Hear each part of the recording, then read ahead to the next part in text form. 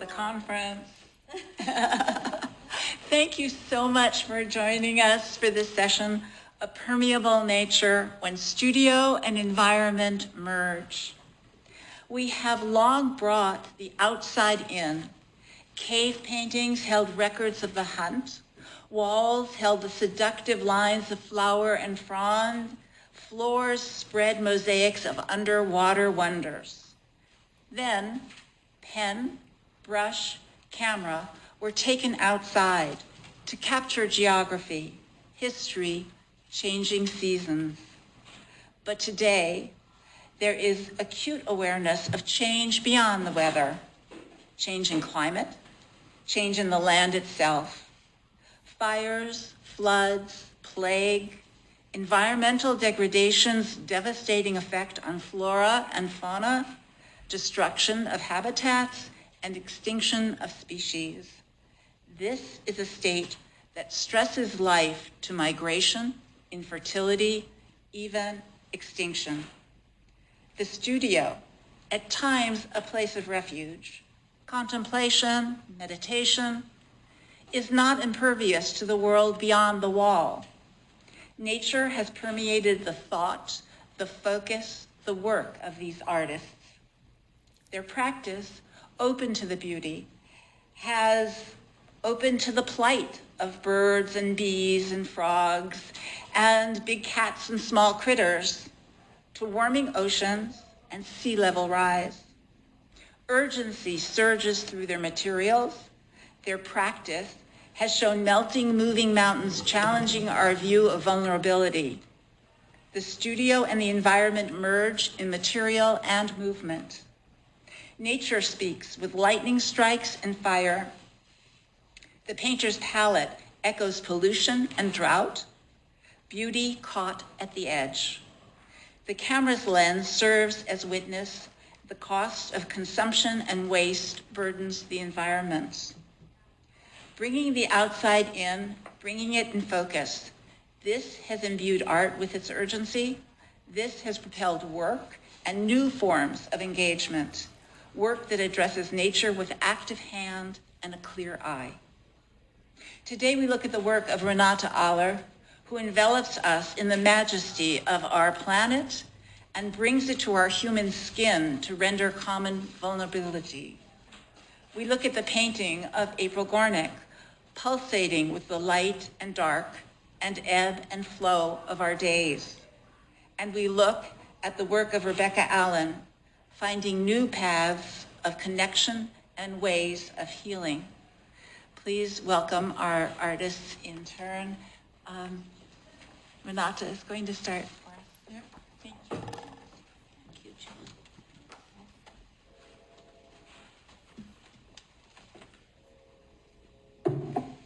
Okay. Oops. I'll put it there.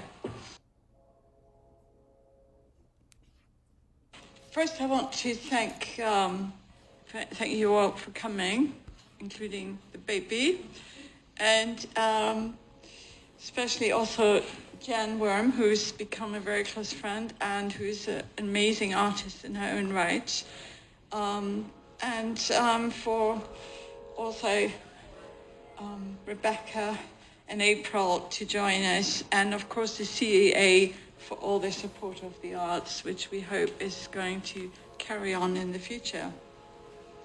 Now, I could be starting with images of 62 by 91 inches large-scale photos picturing landscapes from various continents, titled The Space Between Memory and Expectation. These installations, wrapping the walls of museums and creating immersive room experiences for the viewer, who feels embraced by these mountains, sand dunes, glaciers, oceans, as if it was just one landscape they're entering.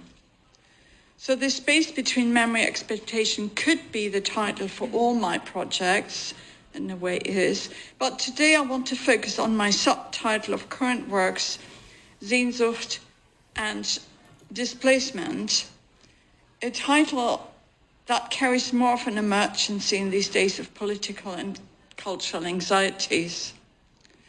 Yes, you see, Sehnsucht and displacement. Sehnsucht is an intoxicant, a medium of transport.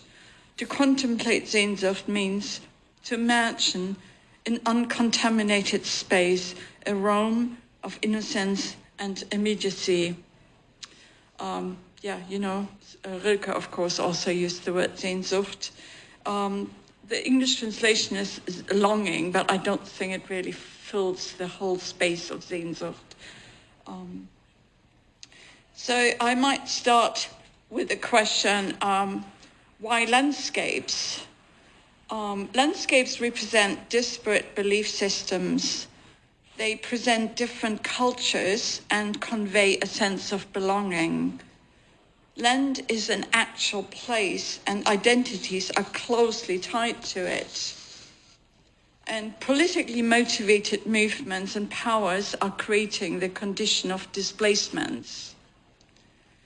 So I've been photographing with very heavy equipment in the Himalayas at 22,400 feet altitude and Patagonia glaciers, as well as oceanscapes and deserts, as I just said previously, in museum installations, large framed images that would surround us as a continuous landscape.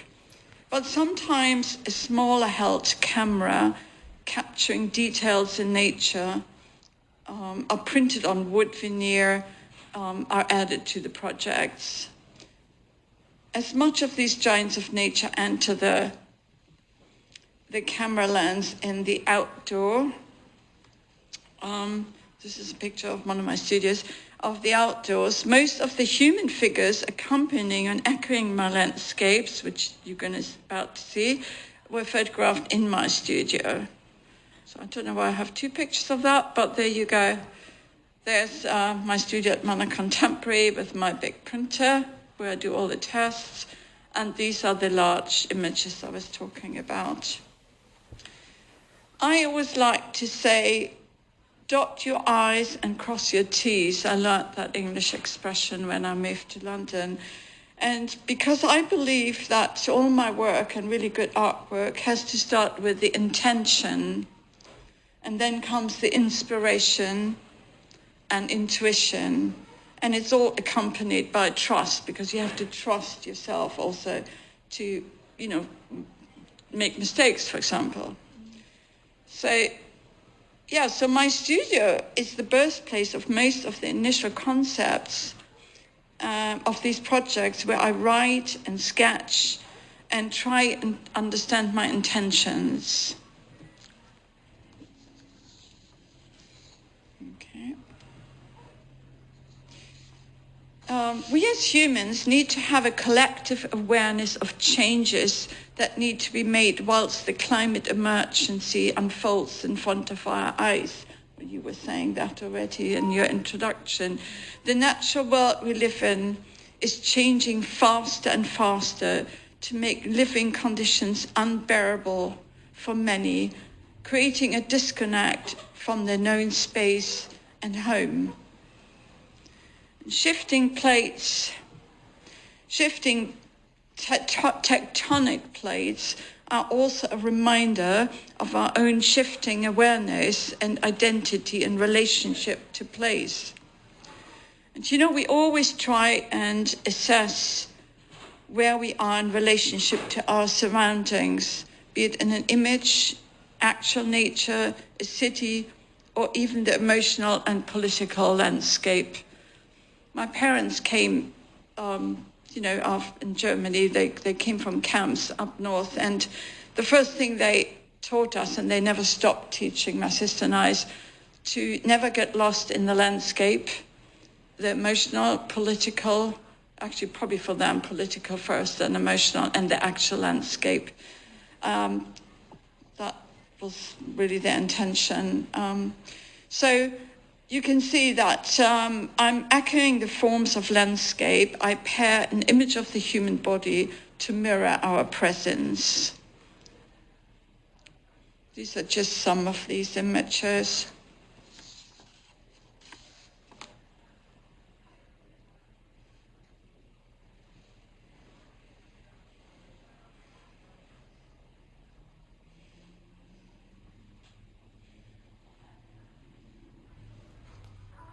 trying to remember the one below. That one actually, I paired those because it's on the top is a photo of New York Harbor with a huge wave. It's real. I didn't create that, you know. It was actually a huge wave. And somehow their body is echoing that shape. That's one of the exhibitions very recently where there's more works, but this was just one of the walls. So they're framed separately because your eye makes actually more of a connection if they're separate next to each other than if they'd be printed on one piece of paper in one frame, because, you know, your eye needs to do some work in order to appreciate what's going on. So that is, this image is actually just an iPhone test snap. It's of a tattoo of a person created to mirror my own, at the time, fresh scar from an open heart operation. I used that studio shot in an image that you saw previously. And I thought it was really interesting because they used their body as a canvas, which in return I paired again with a landscape. It was a surprise to me. There was a visitor who booked a tattoo and came home. And after I had explained my situation, it was very healing for me to actually see that. And if you wouldn't know that it's echoing open heart surgery, it's a really beautiful tattoo. But I found it fascinating how there was this sort of conversation, reality, and, you know, she was reacting to my body without us actually discussing it. And then I was reacting back and created an image and then paired it again with nature. And so you didn't need to know this detail, and you would probably still find it interesting, as I think, but that was that was the summer. So this image, here you see a body morphing into landscape. It's printed onto ash veneer, and which ties into the subtitle Commensalism. So commensalism is a relationship between organisms of different species in which one derives some benefit while the other is unaffected nor harmed. I'm of course also referring to Robin Wall Kimmerer's writings on reciprocity, which we all love and appreciate. You know that. So humans benefit from nature, and really we should not harm it in return. So we are part of nature, made stronger by our interconnectedness, and echoing the forms of the landscape where I'm pairing the body with the nature. We kind of declare our presence and relationship.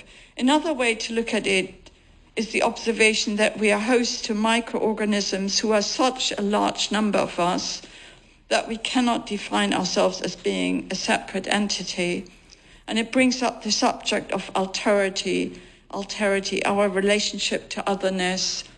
So, you know, it's also very current, or has been forever, but very current thought that, you know, people look at others, immigrants, as being different.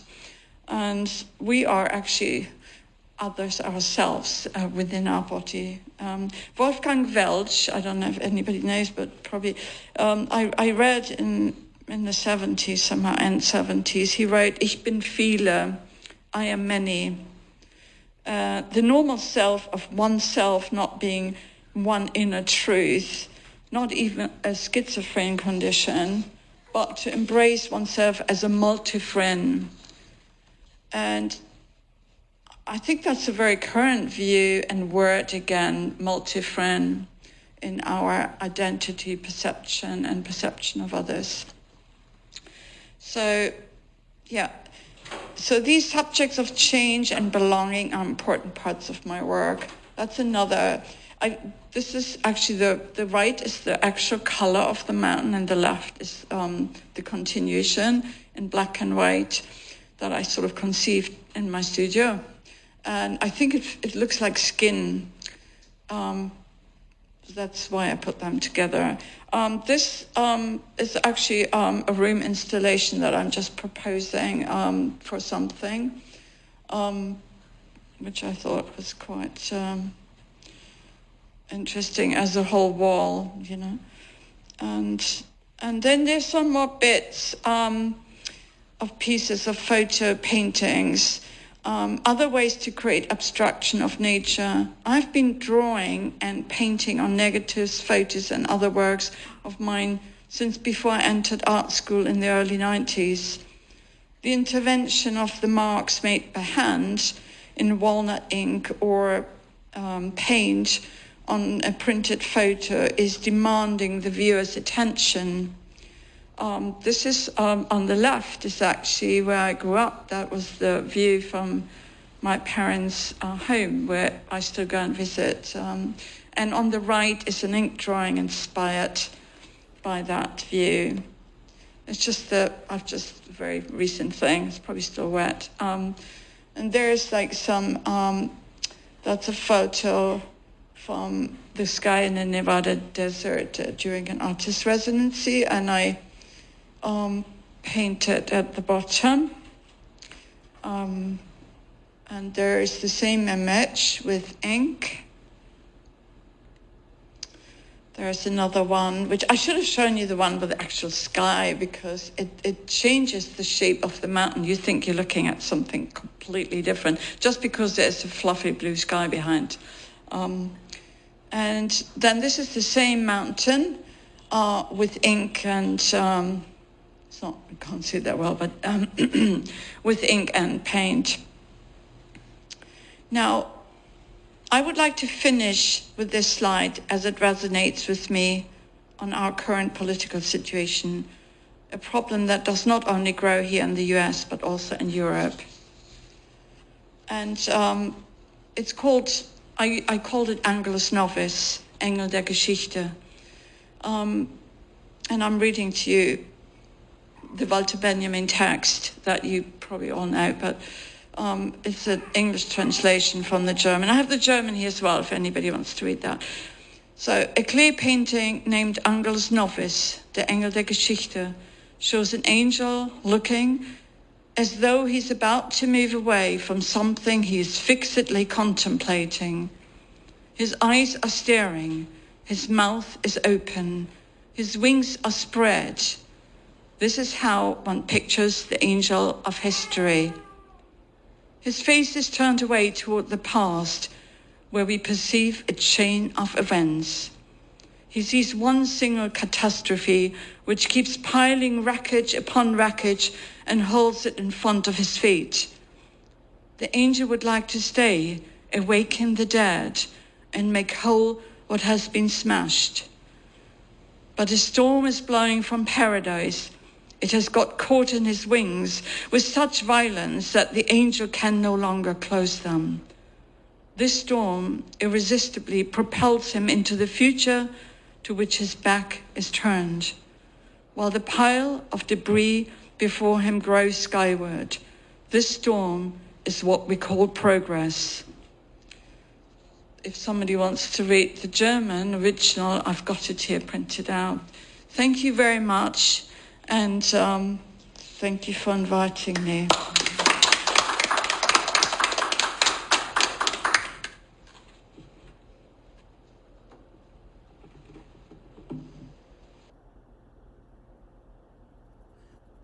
So I'd like to begin straight away with this painting and a quote for you from Orbital by Samantha Harvey. I don't know if you're familiar with that book.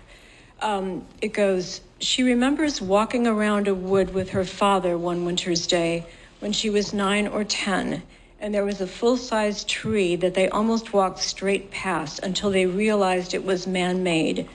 It was a sculpture made from tens of thousands of sticks glued together, woven to form the appearance of knots and barks and boles and branches.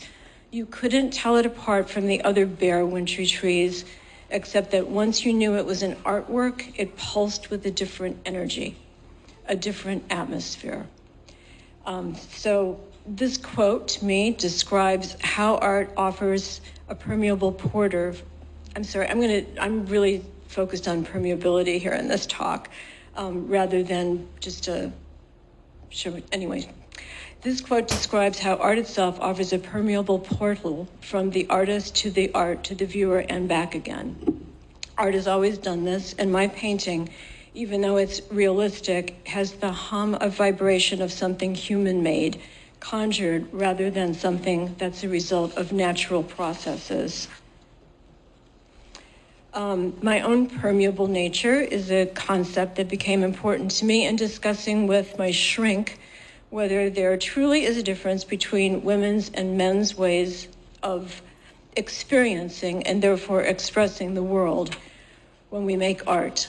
Forgive the simplification of gender complexity. Of course, referencing a topic like this deserves greater detail, but it was the gist of our conversation at the time, and it was a long one. She finally gave me a paper written by a colleague of hers, which described how sexuality affects one's perception of the world at every level. And again, in a gross simplification, sexually speaking, women's bodies take in and men insert themselves, something that can also be seen in language.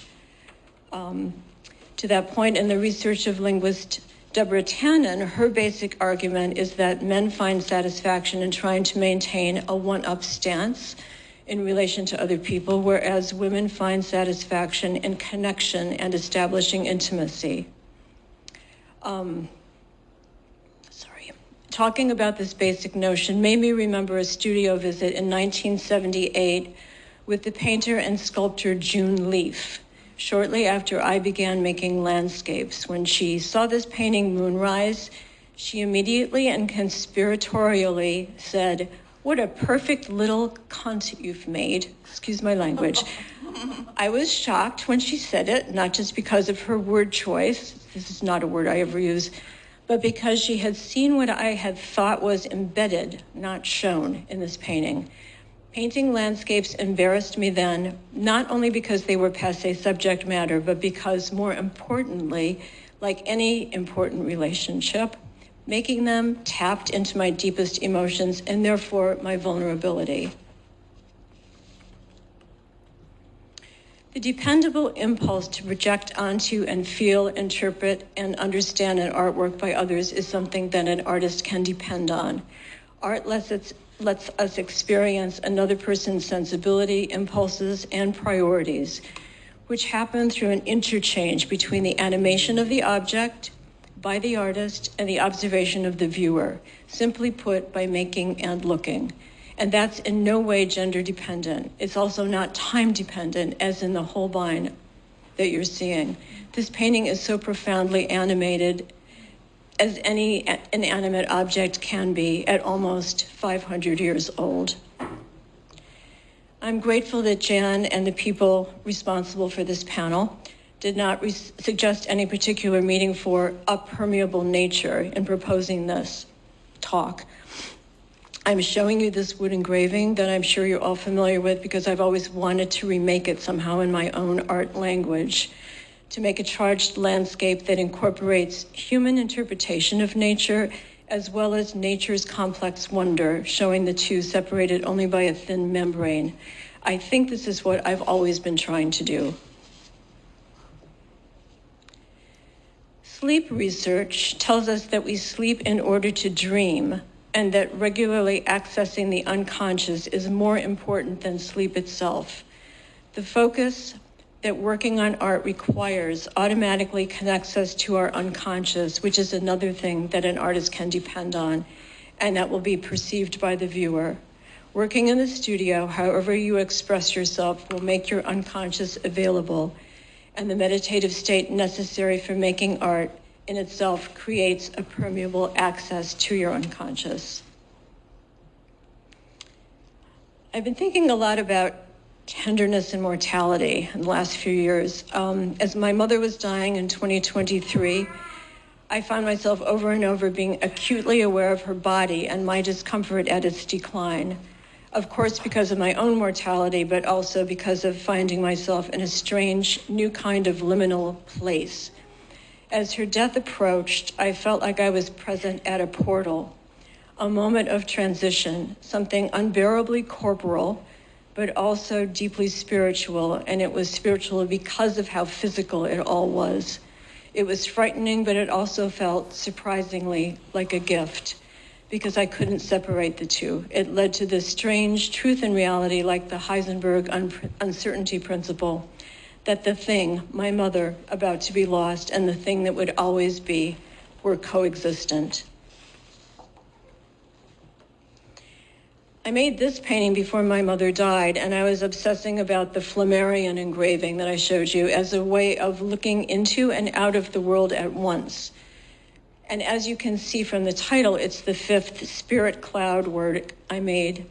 There are all the usual tropes, like the dying of the light representing death, and the sunrise, sunset, and twilight all being kinds of liminal states.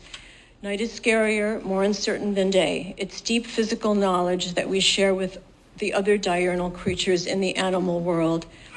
In my studio, it is also part of landscape as the other in the Jungian sense. I pass in and out of the spaces in this work, and there's the endlessly fascinating matter of reflection and the impossible reality of the space it occupies. I think that our spiritual response to nature comes directly from our own corporality.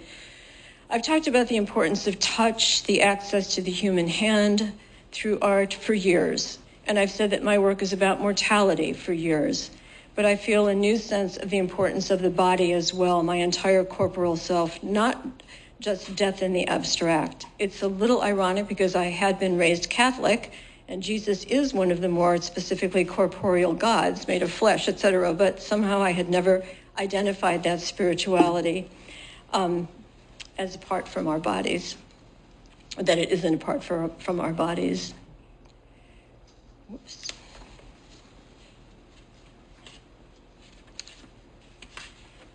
I am missing a page, sorry. This painting, White Sky, is a painting that I had done very, very recently, and it's the first of a bunch of paintings that I wanted to make to express a certain kind of ethereality, a holding of the ineffable, a way that the earth pulls at us, and the way that it escapes from us at the same time. So it's part of a series, of which I would also say that the previous slide about that I addressed as permeability, that referenced different kinds of conditions of light and space. This holds it in a much more specific way, but it's the same impulse. To finish, I've always chosen the images I paint because I sense in them something familiar that feels important and compelling. Images that contain dichotomies and contradictions held together by my art-making hands that will generate questions in people that see them. I'm motivated to paint an image, a sketch, a dream, when it looks to me to hold some kind of truth that feels important for other people to experience too. I hope that if I paint it, I'll grow with it as I work on it. I try to achieve animation and stillness, death and eros, respiration and tension, transition and groundedness. Ultimately, I think I'm aiming for a kind of spiritual groundedness, oxymoron intended, that helps me feel time, acknowledge gain and loss, and that I hope will lead to some kind of acceptance and gratitude. That's art's permeable exchange with the human and natural world.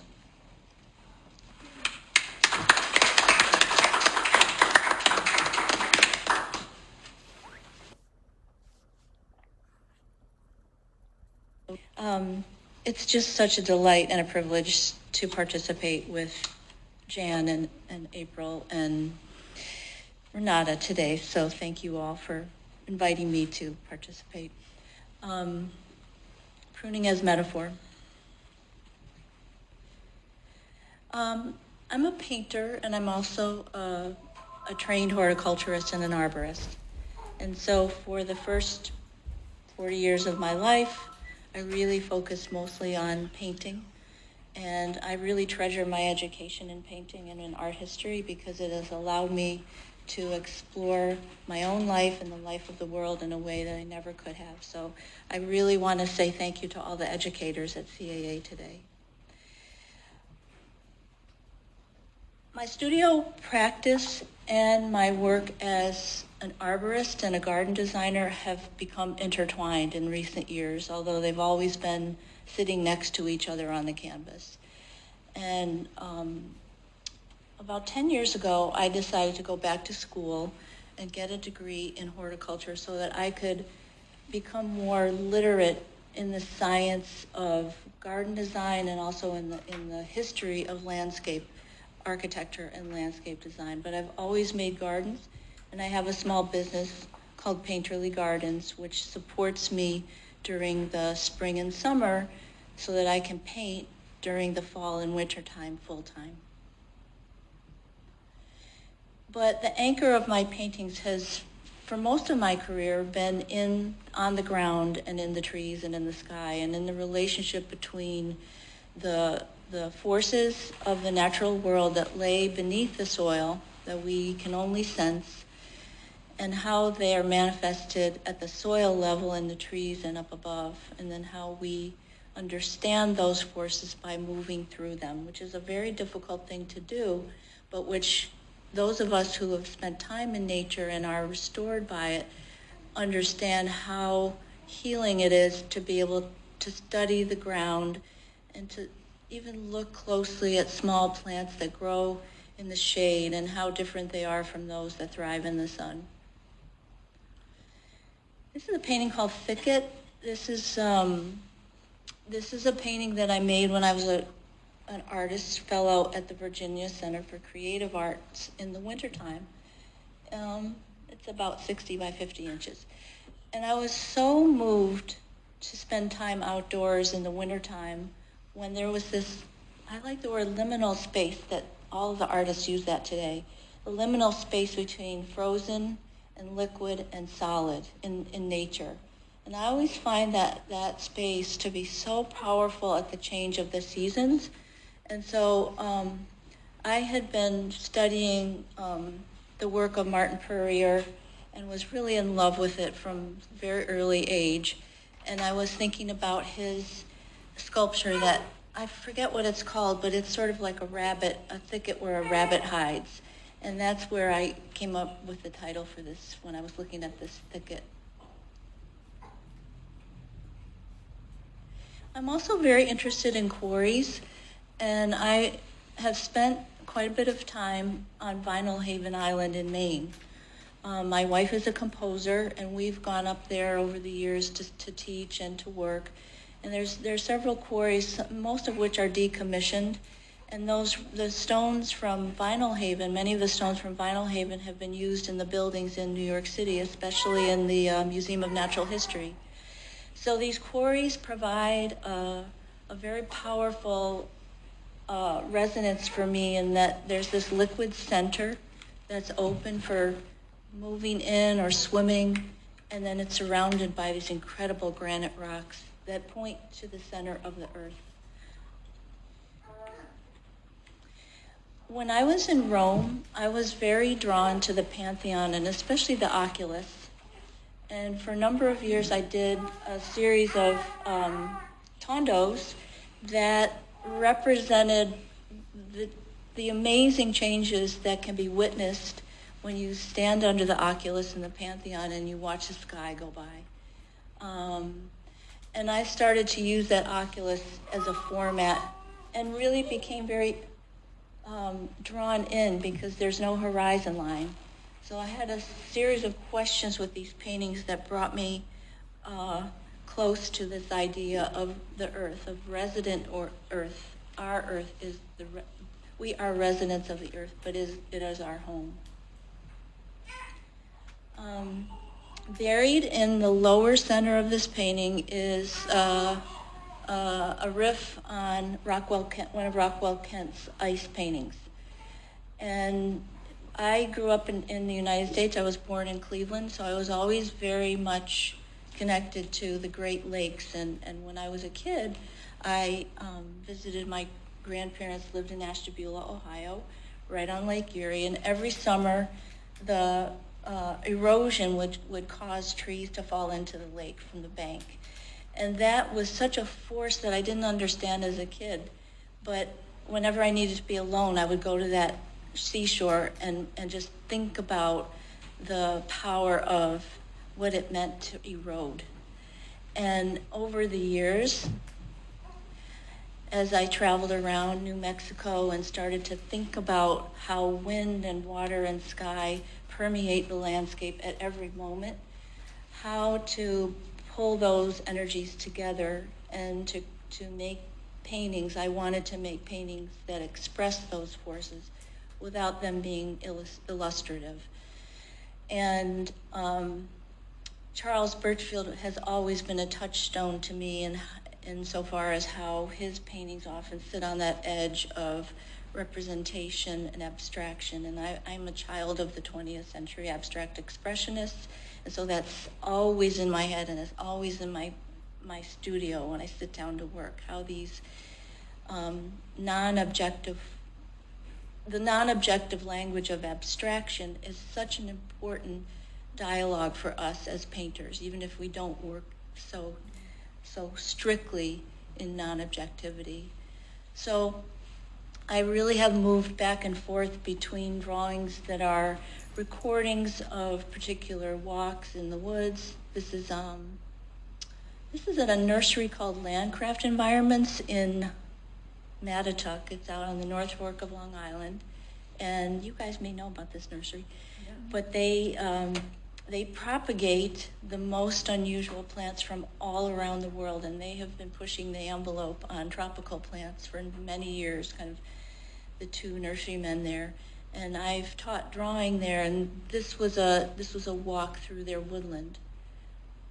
And I really feel that white space, what we used to call negative space, is such a critical component in art, whether it's literature or dance or music. Silence against sound in the landscape. So these were recordings in a sketchbook that always stick with me, and I always come back to them as a kind of almost like a musician doing scales, to try to keep the hand very closely involved in the observed world, because I have found that for me, in order to paint within an abstract vocabulary, this sense of a lyrical line that can go to work for you in your pruning practice or your painting practice is very important. So let me just talk about the pruning practice. I found over the years that I really needed to be outdoors most of the time. And I have found that this practice and training in it and working in it has given me privileged access to some amazing collections and gardens of clients that I care for their gardens. This is a boxwood collection. It's a boxwood circle in the Bronx. It's in Riverdale. And this is on a historic property called the Dodgewood Estate. This was one of the first sort of families that built one of the big mansions in Riverdale. But it's owned by a private family now, but they still have this, and they invest in sustaining this 100-plus-year-old boxwood collection. So every time we work on it, there's a lot to do. You have to bring light into the shrubs, otherwise they won't breathe. You literally have to trim and prune and get your hand in there and move things apart so that light and air can penetrate a plant. Just as in the Trebuchet of the Duke of Berry, who commissioned this wonderful series of medieval calendar days. I refer back to this all the time because these are the farmers and the gardeners and the people who cared for the royal gardens, and the tools that they use and the gestures that they use are still used today by gardeners here at Waveville in the Bronx. So the relationship between our hands and the tools of our work are so just an endless source of inspiration for me, how the tools are shaped, what their function is. They're just as we use in the studio specific tools to achieve certain effects. These were known by agriculturists and horticulturists dating back centuries. And even the illustrations in horticultural guides about pruning techniques. In France and in Italy in the 16th and 17th centuries, there were very specific guides as to how you would prune an arbor so that it would arch over and flower in certain ways. And so this is the sort of the classic horticulture idea that plants and culture, they're not natural, but we're making a natural nature by controlling it. And I think that's in some ways what we do as painters. We try to harness that energy. So the relationship between water that bubbles up from the earth or that comes from the sky and the plant material is really the basis of what the kind of work that I'm doing in the last 10 years, 5 or 10 years. Even as I, use my tools, both new and antique, to work in the garden, I think about how those tools relate to the imagery of the garden over time. And this is an image of a pruning day and some of the tools and the glass. These are called cloches. These were used to keep plants, tender plants, from getting damaged in the change of seasons, just as we gather things that have been cut over the seasons to put in the compost pile.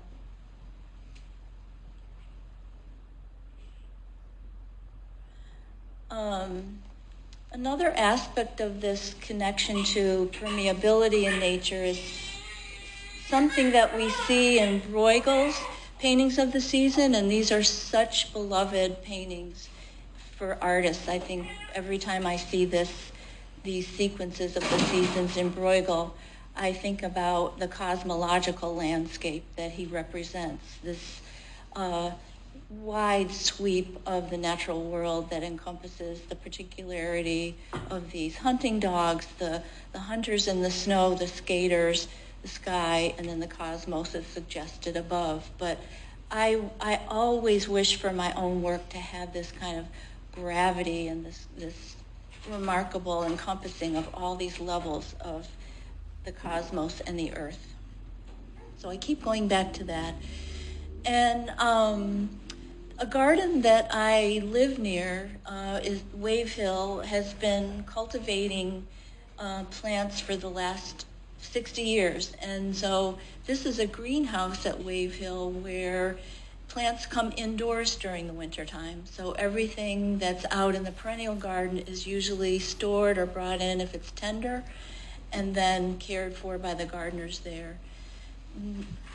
This is a view from up the hill, looking down at what's called the dry garden at Wave Hill. And you can see the architecture of an old greenhouse. This was the ruin of an old greenhouse that the gardeners at Wave Hill have designed a completely irrigation-free, totally non-watered garden that evolves and that they have learned to work with so that it's rich with many different species of plants and trees throughout the season.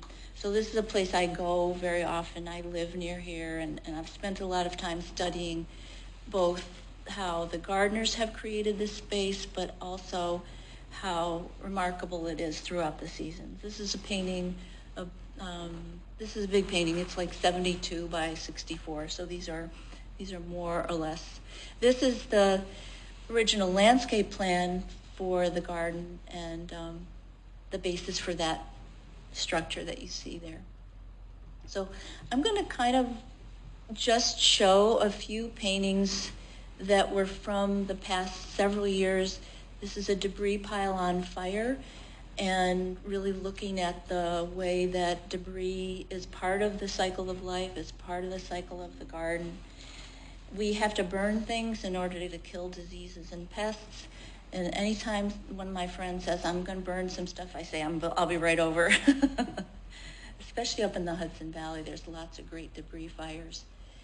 Nikolai Astrup was a Norwegian painter and a contemporary of Edvard Munch, and his paintings represent this incredible interrelationship and interweaving of our dependence on the woods, our dependence on the seasonal aspect of the natural world. So I found his work to be a really powerful touchstone for the work that is more representational in terms of the work of the arborist and what they have to do in order to carefully take a tree down or remove dead and diseased branches in order for that tree to live and survive. So this is one of the arborist's yards at the Arboretum at the University of Pennsylvania.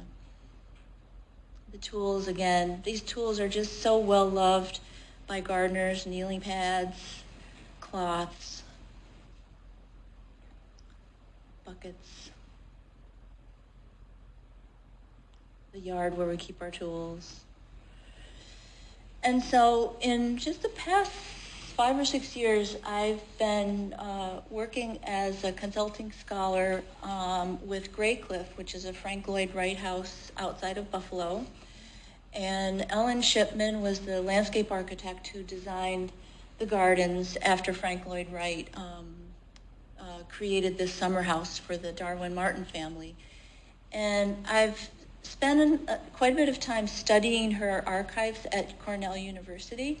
She's amazing. She designed over 600 gardens throughout the United States, many of them private, mostly for wealthy families, but some for smaller projects that she did in almost every state in the United States. She became a gardener because she lived at the Cornish Artist Colony in New Hampshire, where people like Augustus St. Gaudens and Charles Platt and Annie Parrish, many artists lived here at the turn of the last century and created gardens, and they were very competitive with each other, which of course they would be. But that's where Ellen Shipman cut her teeth as a gardener. Then she went on to design this ladies' border at New York Botanical Garden in 1929.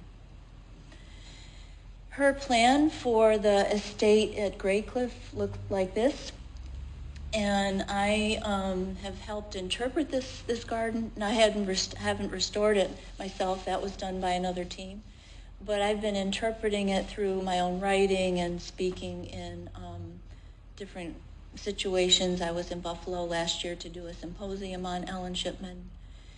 And this is one of the houses that Ellen Shipman designed a garden for in right around 1930. She had quite a few clients in Western New York because Buffalo was really a center of huge wealth in manufacturing because of Niagara Falls and water power. And this was a garden that Shipman designed in the 30s for Georgia Foreman, who was her client. I was asked to revitalize this garden in 2002 because the house had been in the possession of the Catholic Diocese of Buffalo, and they sold it, and it went into private hands. And so the two gentlemen who purchased the property knew what they had, but there was nothing there, just the stonework. And so we had access to the archives and photographs from 1930-31. And as it turns out, Ellen Shipman was a native plant gardener. She was really interested in plants that would withstand the climate conditions of her day. So my work was to recreate the garden and we don't use the word restore so much anymore, revitalize. We use the word revitalize because there are many plants that aren't appropriate to replant that were planted in the 30s, and some of them no longer exist. So we find companion plants and plants that will withstand in Buffalo the climate conditions there and the challenges, but also will hopefully remain resilient over time. And so now we're in the third year of the garden.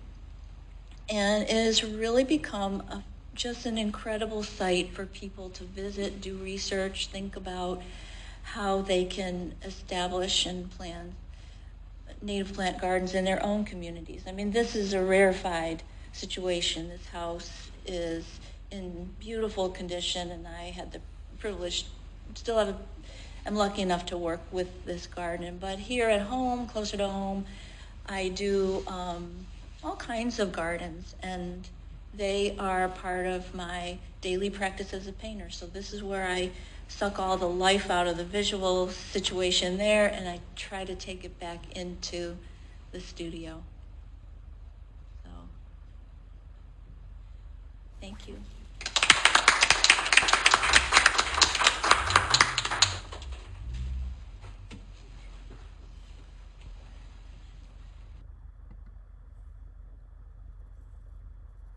I have to admit that I have no idea that I... Sorry, my email is actually renatealler@gmail.com, but that's okay.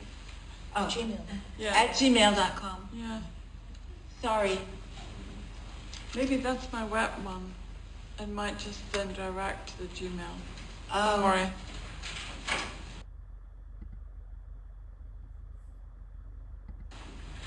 Okay, please note, Renate Aller. Actually, just Google Renate Aller, and then you get to get into all her work, and then watch her videos too. But yes. You wanted to ask? We were gonna have a little conversation, but please start with the question. Yeah. No, I just wanted to. No, I don't want to interrupt your conversation, but if you take questions at the end. We will take questions. I want to announce that this is being recorded right now. Right. So if there's a problem afterwards, and anyone who does not want to be recorded, please let us know. Because right now, I just wanted to say that I had no idea how emotionally I was going to respond to these presentations, and that I really had to hold back from crying, actually, with Renate and April. And it was just so moving and emotional, and I wasn't anticipating this. So I had some questions prepared in advance, and they seemed so formal and formalistic in comparison to the nature of these talks that were so heartfelt. But I'm going to do it anyway. So I'm going to start with asking Renate. I'm sure you all have questions of each other too. But Renate, one thing that I've wondered so much about with your work is scale, because landscape is so enormous, and how one begins to approach the scale of landscape, and then how you calibrate and then recalibrate when you deal with the human body and our human relationship in scale. So could you talk a little bit about your process and how you're framing and then how you're reframing and working with that? Well, first, I always, when I photograph, let's say, for example, a mountain, I don't usually photograph the whole mountainscape, because usually that's the sort of thing you would find in a calendar, and you just look at it and you go, lovely, and then you move on. What I'm trying to do is I'll take a part of the mountain, and it doesn't have to be the peak necessarily, but a part of the mountain, and it's like a portrait of the mountain. And the kind of lens I use, you see the skin of the mountain, the surface, like you wouldn't experience it with your binoculars or your eyes, and if you're on the mountain, you don't see it either. Sweating and trying to climb it, but you wouldn't. So I'm actually giving you, creating an intimacy between the viewer and whatever I photograph, The other thing about, people were asking me why a lot of my images, let's say the ones that you saw in the parish, where we were also in the same show together, are so large, and it's not my ego, really. I find that smaller pieces, they look like an artwork on the wall and, to be admired. Well, the 62 by 91 happens to be my large size. They are more like these panoramic windows people used to have, and you don't think you're looking at art. You actually connect right through to what you're seeing. I find that I have a lot of images in my loft, in our loft also. So, and you really look out through the glass into the nature. I find that with your work too, that you don't get distracted by the thought of thinking, is this now art or not, or what? It's, you literally engage with the nature that you present without being in awe or intimidated or whatever. Then, obviously when I pair them with the human body, I found that this sort of size works quite well. And then again, like a really large version works, but the in-between is like neither fish nor fowl. That's what you say in English, right? Neither fish nor fowl. So, scale does matter. And I obviously can determine it when I print these things. You sort of decide beforehand maybe on the canvas, or I guess, right? Yeah. So I do the opposite. Is that? Yes, and so this kind of also relates right into talking and thinking about your paintings, April, also, because, the idea we're never stepping into the same river twice, we're never stepping into the same landscape. But I'm wondering about how you are approaching and stepping into the spaces that you're creating and the atmospheres and these landscapes, for you, how it is and how different it is from one to the next. And the impulse seems to be so directly related to your biography and to your life experience. And I'm wondering how that impacts your feelings as you're going into this process. I think whatever you're seeing in the, I trust that the work, because I always abstract them a little bit, so I trust that the net effect for myself and the viewer is meeting kind of halfway between something that looks like real and something that feels like my head imagining something. So it's kind of constantly trying out that intersection, but with different subject matter. And some of the work ends up being more abstract and some of it ends up being more naturalistic. But I also don't want a work to look, as Renate was suggesting, I don't want a work to look pictorial. Pictorial is not what's interesting to me. I think you need to feel the hand, you need to feel somebody's, whatever. I mean, there's so much that you transmit without even wanting to necessarily when you're painting. Like you had tension, you had this, you had that. And then what I choose to work from, because I usually work from something, it's not like I just get a blank canvas and think like, I'm gonna have fun today. I'm working towards something that I feel I really need to express, but then it will oftentimes take me in a direction I wasn't planning, and that's just my emotional, spiritual, whatever the hell it is, state. I had the page that I was missing when I was talking had to do with like trying to identify my emotional self, my soul, and my physical self. And now I'm so confused because I kind of don't think that there's as much separation as there used to be. How did this happen? And I think it's from life experiences, but I also think it's kind of always been there also. I'm just seeing it more or seeing it differently.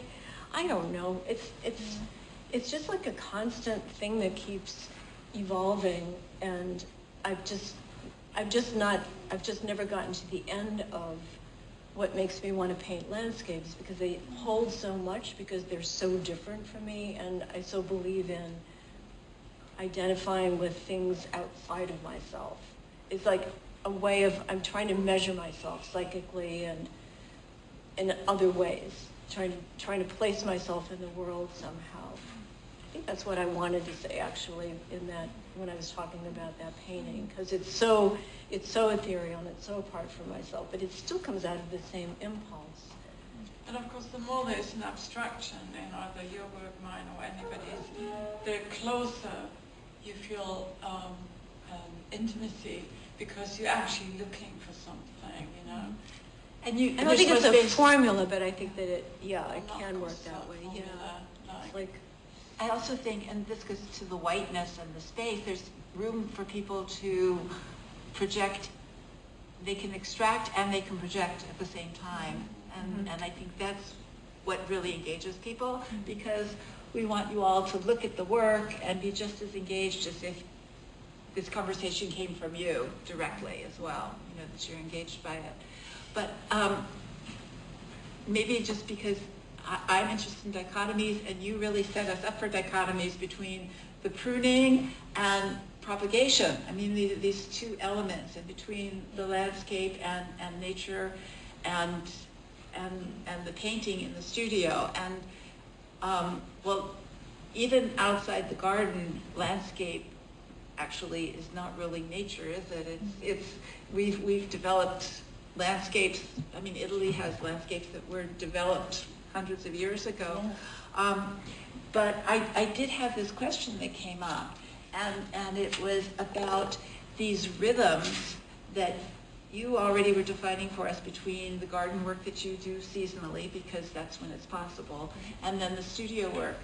So I'm just wondering what kinds of rhythms you have within your artwork itself when you're working, whether or not you have ebbs and flows and seasonal, even within those seasons. I love that question.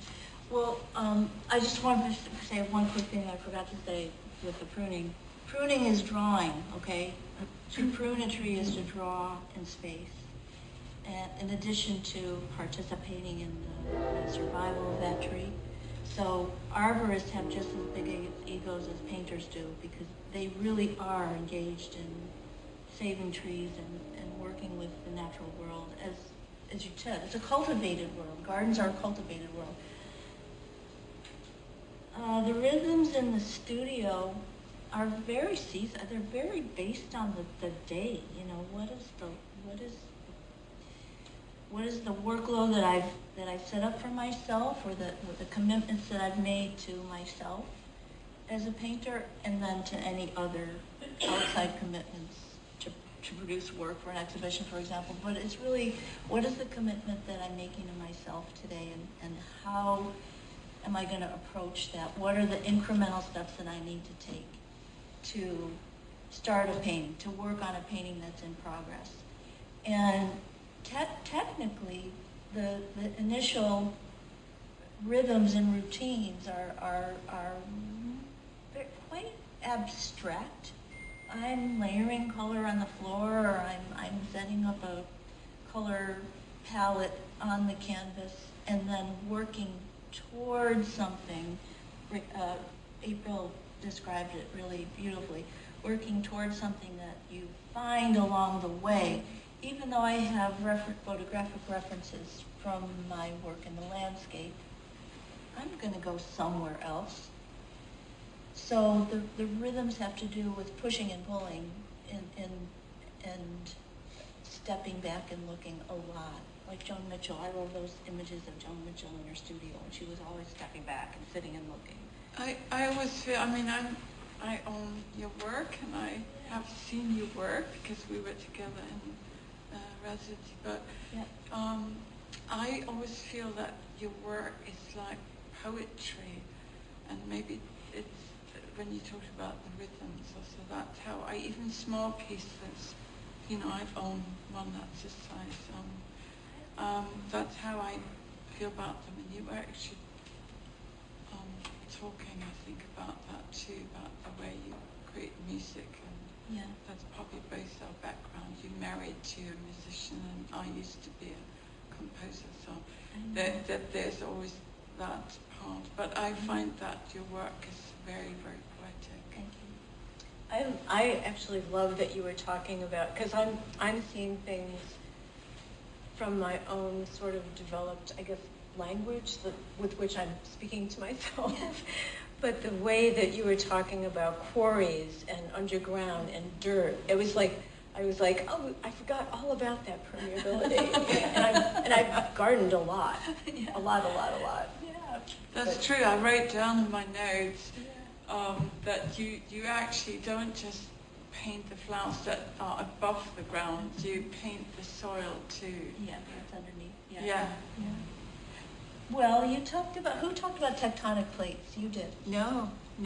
About what? You talked about tectonic plates. Oh, yes. Yeah, that is so, Yeah, maybe.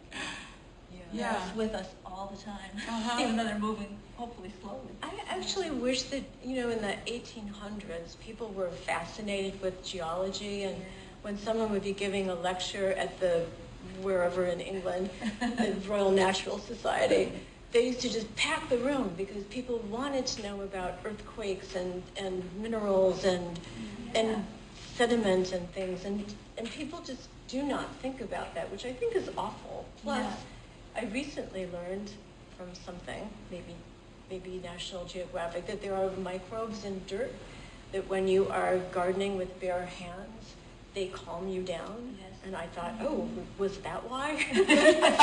But yeah, it's just like, all the things that we still don't know and that we're just like rushing right past Well, to we get to are Mars. more microbes than not And then there's ourselves. that. Well, Very good. I want to say that aside from the fact that science was so central to people's lives for so long, and you're right, people did attend all of those talks. Also, they were attended by women because they had no access to universities and to other forms of Formal education. Formal education. Yes, and for hundreds of years, I mean, even when I've just been reading a biography of Lavinia Fontana, and so even in Bologna, with like the oldest university in Europe, I mean, she had to go and listen to lectures because there was no other access for learning. And that was 500 years ago. Yeah. Well, also searching rather than being presented with results is, I think, also something that we probably all interested in, in our work, to search for things. And that's what people do in the science. You search, but you're not necessarily result oriented, Well, also people were willing to subsidize and to pay for things and to come together and to have fundraising for expeditions and for research and for things. And we may find ourselves in the position where we all have to do it again, sort of individually outside of government subsidies and support and grants, because we have a very strange future ahead of us now. We may be back in the 19th century. And that's why the word land and ownership are really connected also and very important. And landscape is, of course, also something that's created. It's not wilderness. Landscape architects create something. Landscape as a word already as something that, in even German, Landschaft, Landschaft, ein Land. And wilderness is something different. So we have some questions, and yes. I'm sorry. Thank you for waiting. Oh, I'm sorry. No, it's fine.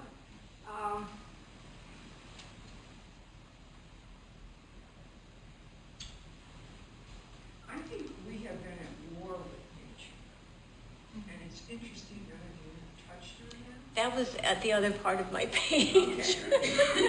But I'm just saying, we have been at war with nature in the idea of conquering it. So a lot of the ways it was presented, at least in kind of a Western European presentation, was, the darkness, all of it. It was conquering. And then if you fuel that with manifest destiny, as we went across this country, I mean, Ken Burns touched on that on the buffalo, and that's an easy thing to pick. But all the way across, we transformed the natural landscape, moved against actual ecosystems. And anyway, what came back up for me around that, because I'm also thinking I was going to you touched on boxwoods. Yes. Boxwoods were a foreign plant brought by Europeans. All of the plant is deadly. And so cannot be used by birds, or sometimes they nest in them, but eating them would be poisonous. So it's sustained. So I was interested in raising all that to say, have any use, and also nature is diminishing, I think,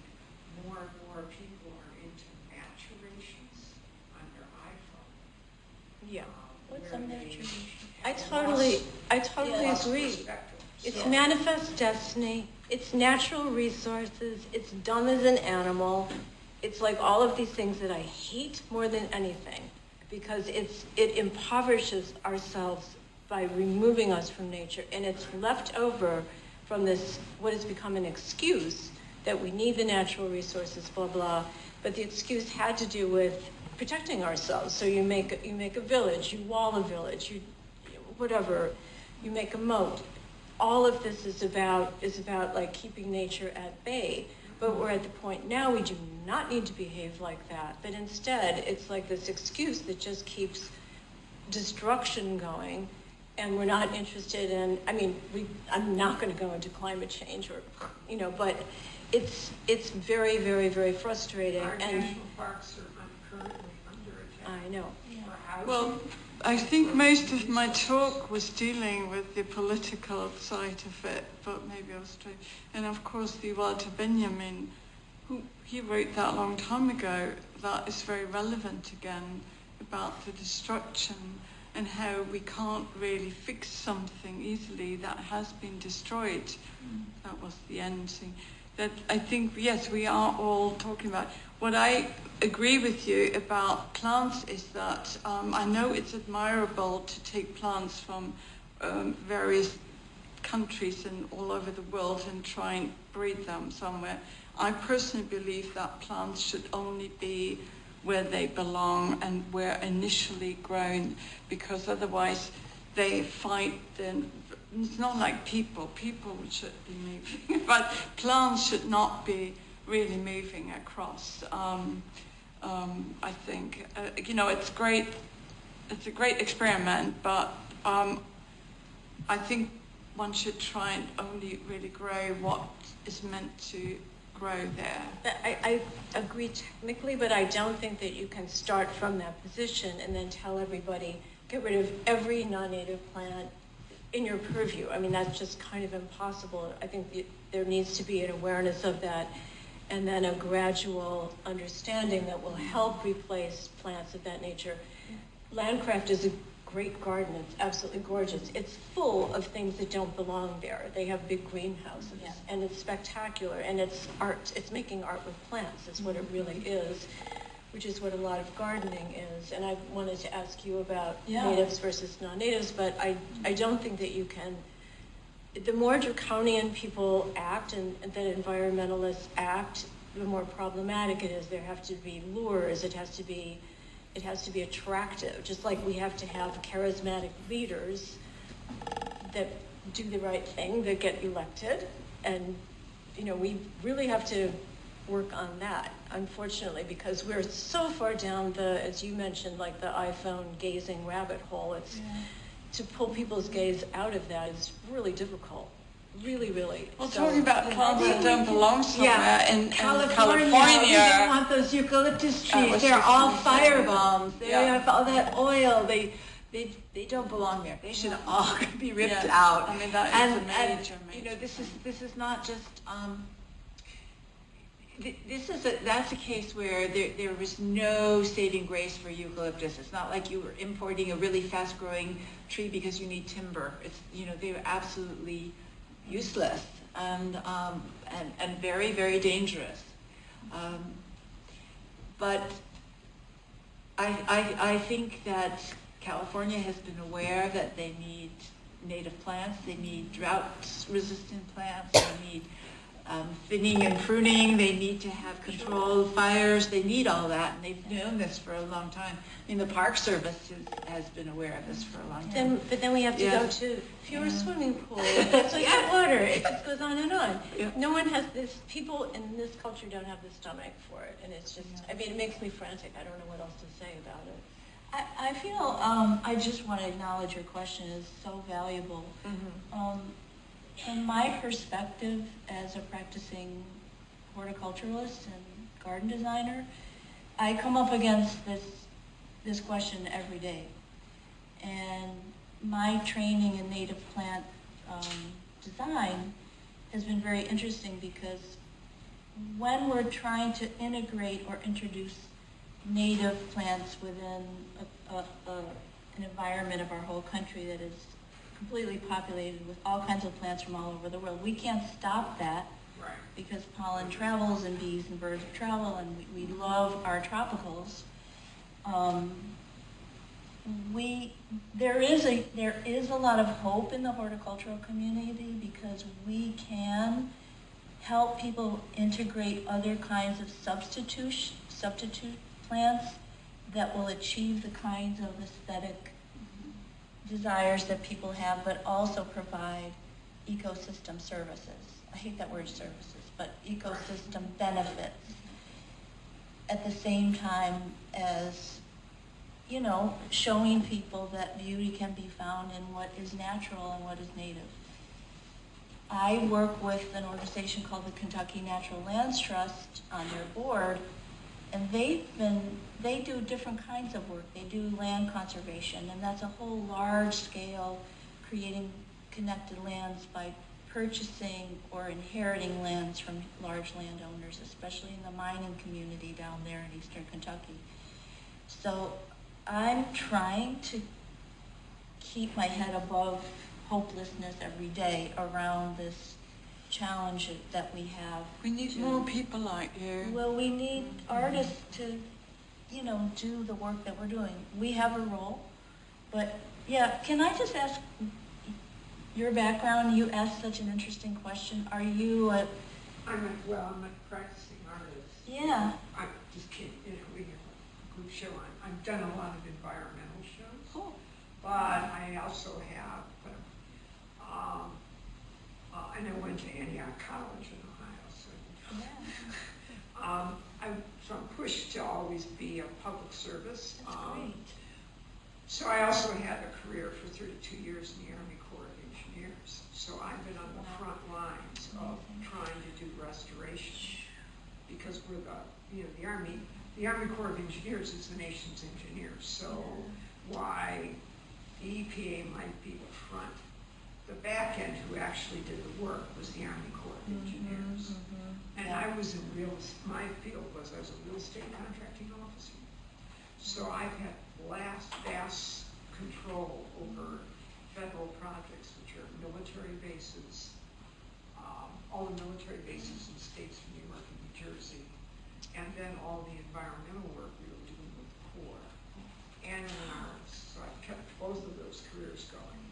But I was asking the question to you because I think you're right in that artists have a very important role in that we're the ones. I don't think we should do science. I think we should invite science panels into our exhibitions because the exhibition has to win hearts and minds.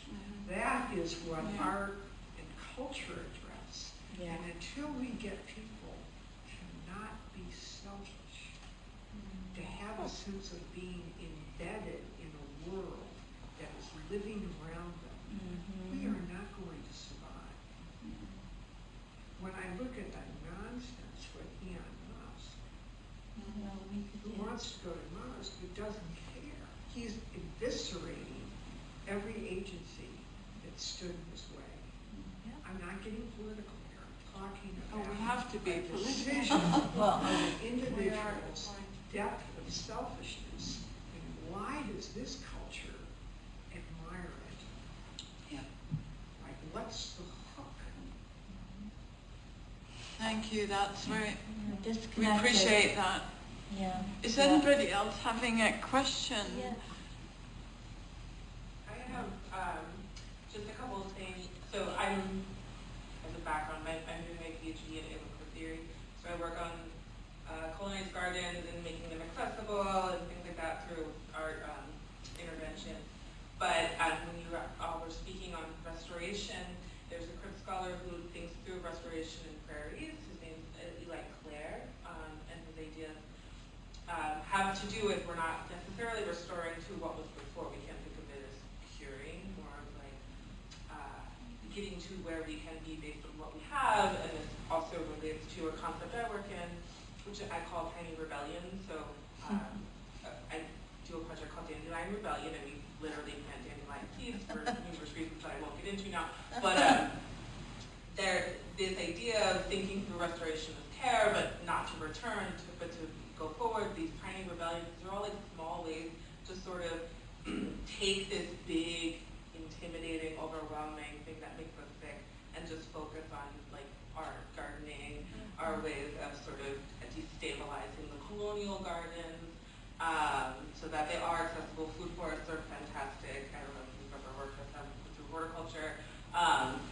They're a really interesting way of thinking through edible plants and native plants. Anyway, I'm going on a tangent now, but I just wanted to put those names out there because I was hearing these concerns that I've also been sort of tackling for the last several years. It's like grassroots in the real sense of roots. Yes. You know, and grassroots movements will actually be the ones who have a chance, and I think that's what we all probably agree on. Yeah, definitely. That sounds so wonderful. Well, we have our panels at 4:30. If you Okay. Well, this panel has just a few more minutes. If anyone else has anything that they want to address here, even if you don't have a question or you want to introduce yourself or your work to us. Yes. I was surprised not to hear anything about weeds. About Weeds. Yeah.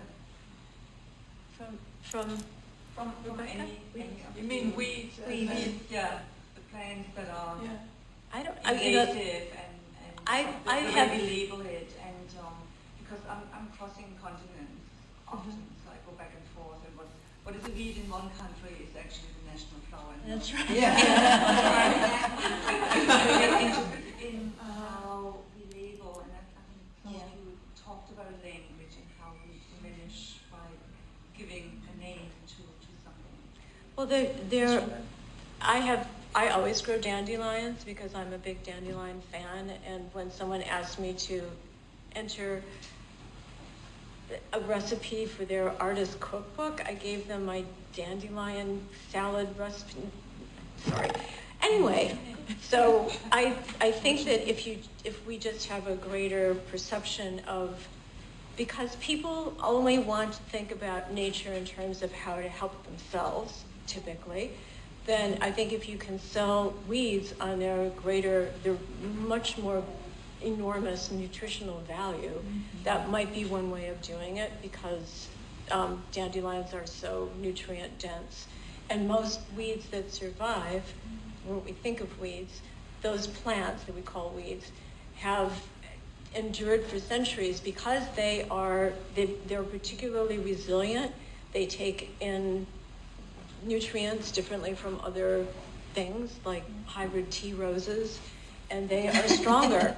And they, maybe it can be done as a, high value food source that people will think will make them live longer. And then, okay, I won't pour glyphosate all over this property, but it's such a big educational problem, especially because, like, in New York State, by the way, I am from Cleveland also.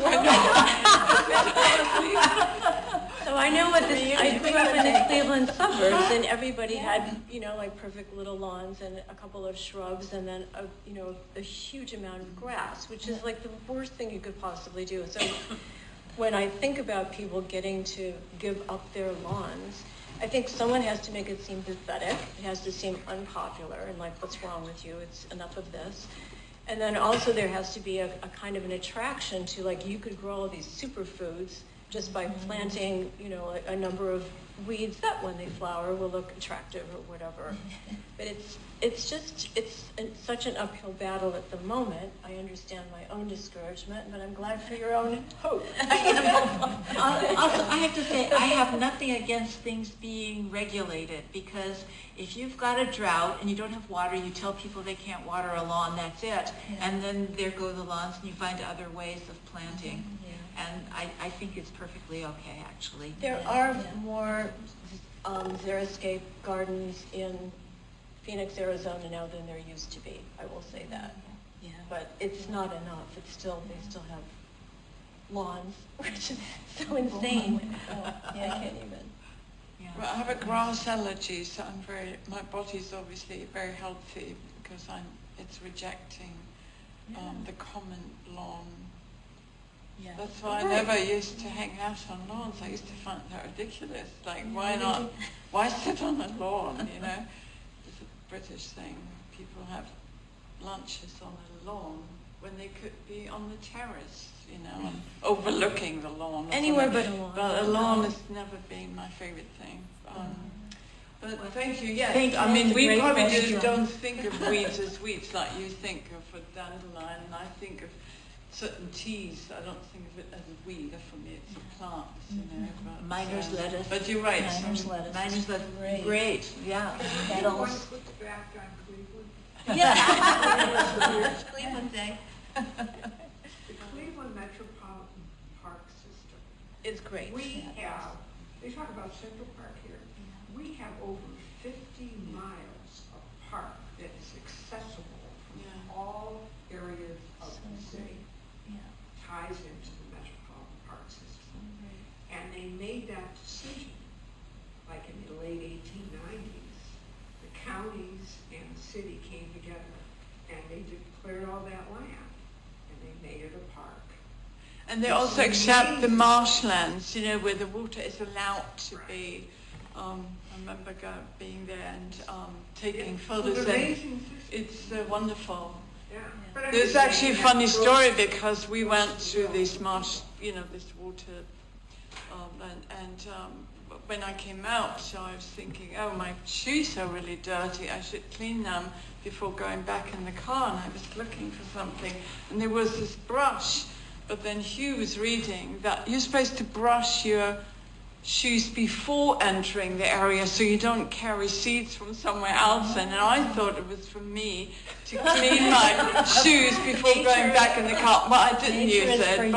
but I, yeah, right. It's But for I you. thought it was amazing talking about introduction of wrong species, that you were meant to really take the seeds from somewhere else off your shoes before going into this along the lake, that area. It's fantastic. It's so great, the people who shared. I love learning about your backgrounds. I mean, you are the person in the Army Corps of Engineers that is anonymous to so many people, but whose work millions of us. We're being is fired currently Yeah. right. to make way for his space invasion of Mars. Yeah. So this is your current reality. Yeah. I'm so sorry. Yeah. It's very sad. Sorry. Let's hope that we're all gathering again for CAA next year, and Yes. that everyone has a good year with a lot of art and resilience. resilience and strength, and that your students are all doing well also, Yes. and your babies. Yes. And thank you And if very you have much. any more Thank you. questions, you can of course also email us and we'll Yes. answer. Absolutely. I mean, I answer. Yes. I can't speak for Thank you everybody very else. much.